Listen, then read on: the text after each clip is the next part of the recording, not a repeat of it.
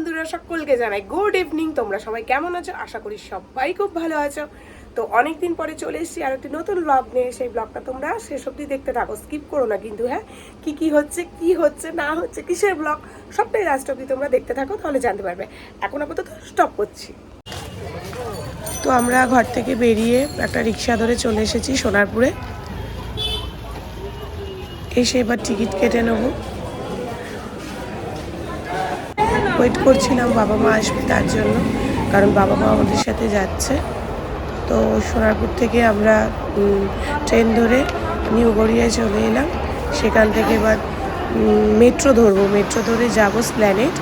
কারণ আমরা হচ্ছে কি যে কী বলবো, বাসটা গড়িয়া থেকেই বুক করতে চেয়েছিলাম, কিন্তু বাসের টিকিট সেভাবে পাইনি বলে আমাদের একটুখানি কষ্ট করতে হলো। কষ্ট কিছুই না, মানে জাস্ট মেট্রো ধরে আমাদের স্প্ল্যানেড আসতে হলো।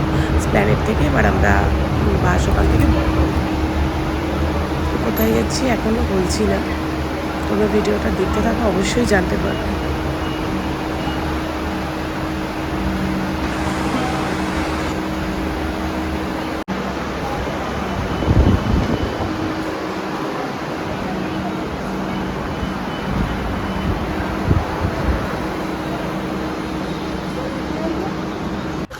তো স্প্ল্যানেডে এসে এই বাসটা আমরা বুক করলাম। এবারে নিশ্চয়ই বুঝতে পারছো কোথায় যাচ্ছি। তো এই যে বাসের ভেতরটা খুব ভালো ছিল, খুব সুন্দর ছিল যে বাসটা।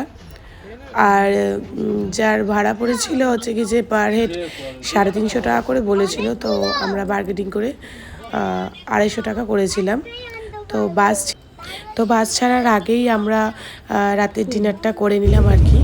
রুটি আর চানা এনেছিল মা। তারপরে একটুখানি ঘুমিয়ে গেছিলাম, মানে রেস্ট করতে করতে মানে ঘুমিয়েই পড়েছিলাম। তারপর হচ্ছে রাত 1:07 বাজে তখন কোলাঘাটে এলো, যেখানে 15 মিনিট হোল্ড করেছিল।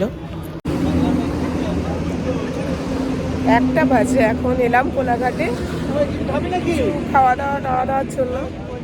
দেখা যাক কিছু খাবে। তো কোলাঘাট থেকে বাস ছাড়ার পরে সবাই ঘুমিয়ে গেছিলাম, ভালো মতো ঘুমিয়েছি। তারপরে আমরা নামলাম যখন প্রায় 3:45 পুরো বাজে, আমরা নিউ দীঘায় নেমে গেলাম। তো এখন 4:10 বাকি, আমরা চলে এলাম নিউ দীঘাতে। তো আজকে ব্লগটা এখানেই শেষ করছি। পরে ব্লগের পার্ট 2 আসবে, তো তোমরা সাথে থাকবে।